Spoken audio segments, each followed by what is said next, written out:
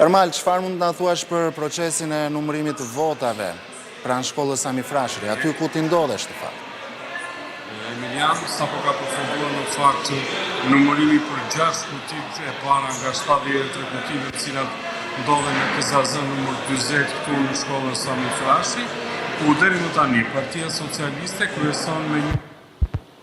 4 vota, ndërsa Partia Demokratike me 660 vota, ndërsa Partia Mundësia me 133 vota, Nisma 77, Koalicioni Bashk me 73, Partia Social-Demokrate me 64 dhe Koalicioni Euro-Atlantik me 27 vota. Ky është, po themi, rezultati paraprak i 6 kutive të para të dalë nga 73 dhe cila ndodhen këtu në KZZ